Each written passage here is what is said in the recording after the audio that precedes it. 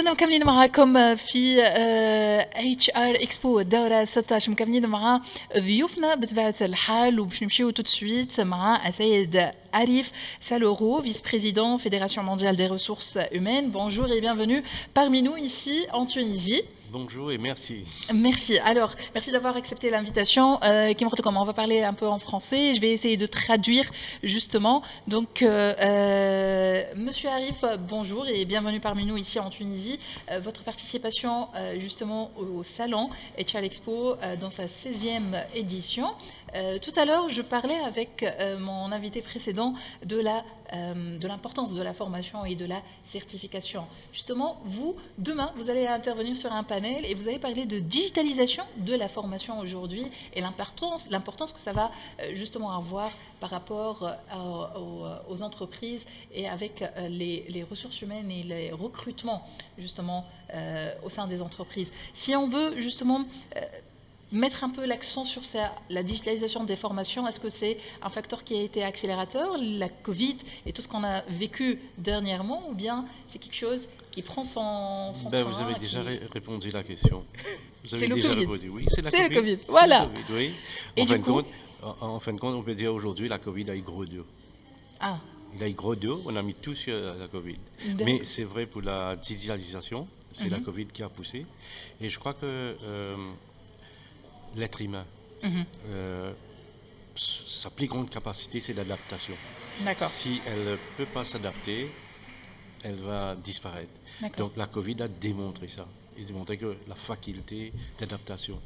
Donc je crois que la Covid nous a enseigné pour nous adapter à un nouvel environnement et peut-être demain un autre nouvel environnement. Il y a pas mal de choses à revoir, à changer. Donc je ne sais pas si ça a été le cas, mais dans plusieurs pays du monde, les enfants ne pouvaient pas aller à l'école. Oui. Et les professeurs, les enseignants étaient sur la télé, à la radio, et faisaient des cours. Et ça, je crois, si on devait faire un genre de test de viabilité, je crois que ce genre de cours a eu plus d'efficacité comparé au cours en présentiel. Je ne dis pas que le cours en présentiel n'est pas bien, c'est bien. Mais aujourd'hui, on parle d'un concept de blended learning. Donc il y a digitalisation et il y a présentiel.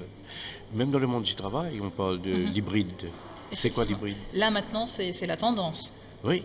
Être sur un mode hybride. Donc l'hybride, c'est travail à distance, mais également en présentiel. Exact. Donc on fait un mélange de tout. Mais c'est extraordinaire quand on essaye de prendre du recul et qu'on essaie de voir tout ça. On dit, mais c'est là, on arrive à voir. D'ailleurs, il y a une définition de l'intelligence qui dit que l'intelligence, c'est la capacité de s'adapter à un environnement nouveau ou complètement différent.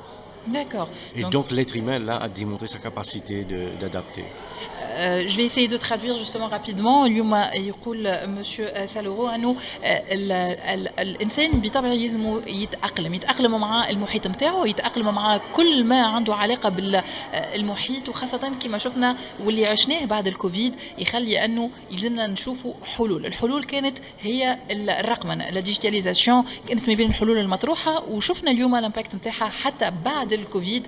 اليوم نحكيو على بيئه نتاع خدمه والا تعليم والا فورماسيون اللي تنجم تكون هيبريد، يعني نحكيو على اون بريزونسيال، تنجم تكون موجود في ساعات والا في ايامات معينه في الخدمه نتاعك، ولكن زاده تنجم تكون في بعض الاوقات تخدم ا ديستانس عن بعد، وهذا يلزم نفهموه ويلزمنا نتعاملوا معاه وخاصه نقدموا به.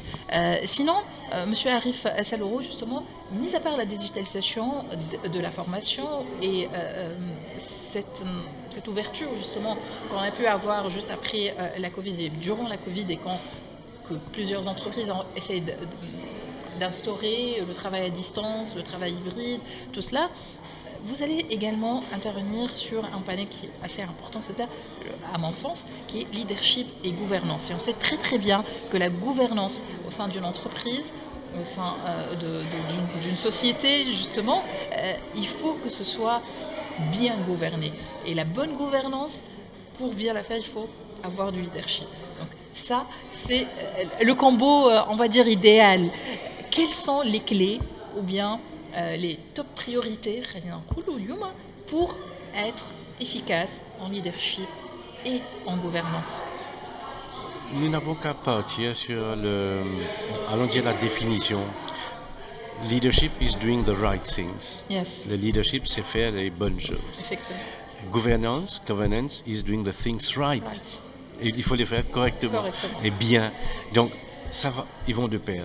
Donc, le leadership va amener à ce que l'entreprise respecte les lois, traite les gens correctement et arrive à bien comprendre que l'entreprise n'est pas inutile en soi. L'entreprise fonctionne avec tout ce qui est autour d'eux. Et les actionnaires, les employés, les banquiers, les suppliers, les acheteurs, etc.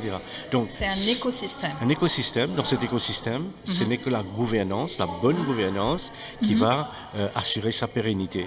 Autrement, la mauvaise gestion, Oui. qui est le contraire de la bonne La bonne gouvernance, gestion. va amener à la perte de l'emploi, à la perte de la réputation de l'entreprise. Tout, c'est un cycle infernal. Et là, vous avez expliqué un peu justement la relation entre leadership et gouvernance, que c'est complémentaire. Mais aujourd'hui, justement, comment appliquer tout cela? Parce que chacun a son corps de métier, comme vous le dites, c'est un écosystème, mais ce n'est pas évident que tout le monde travaille ensemble. Aujourd'hui, quel rôle a peut-être la DRH pour que tout ce beau monde, justement, travaille ensemble comme il faut, convenablement, pour faire les bonnes choses et les faire bien? Oui, il n'y a que prendre un petit scorecard. Sur ce scorecard-là, c'est P, A et C. D'accord, P, c'est les personnes. ok, Donc, on recrute, on met à travailler les meilleures personnes de bonnes compétences. d'accord. Le A, c'est l'architecture, l'organigramme, qui répond à qui et qui c'est qui a les différentes pistes de responsabilité. Il faut bien faire l'organigramme de la société Oui. pour que chacun fasse Comprend bien ses ce rôles. qu'il Oui. voilà, ce qu'il doit Donc faire. le P, le A et le R, c'est la routine de l'entreprise. Uh-huh. Donc qui fait quoi, sous quelle responsabilité D'accord. et quel genre de... C'est le process. le process. Et le C, Uh-huh. la plus importante, c'est la culture. D'accord. Donc la culture. La culture explique tout. Ça veut dire que tout devient facile à partir du moment qu'on a la culture de la De bonne l'entreprise. gouvernance, de l'entreprise, de bonne gouvernance, du leadership, de la qualité, D'accord. du customer responsiveness. Donc tout passe par la culture. Voilà. Donc PARC. PARC, c'est les mots-clés, Oui. on va dire les chiffres, Un pas petit les chiffres, mais roadmap. les lettres clés Ouais, un aujourd'hui petit roadmap pour voilà, que tout le monde puisse pour le travailler ensemble. leadership et gouvernance au sein Ouais. de l'entreprise. Merci Oui. infiniment pour C'est moi qui tous vous ces remercie. éclaircissements. Monsieur Arif Saloro, vice-président de la Fédération mondiale des ressources humaines, merci d'avoir accepté notre invitation. Je ne vous retiens pas trop. C'est Ils moi qui vous vous attendent pour le remercie. panel. Merci à vous. C'est moi qui vous Donc remercie. كما Allez. معنا justement ساعتنا الأولى ما زلنا مكملين معكم احنا في ساعتنا الثانية في برنامجنا الخاص مباشرة من مدينة الثقافة في الاتش ار اكسبو.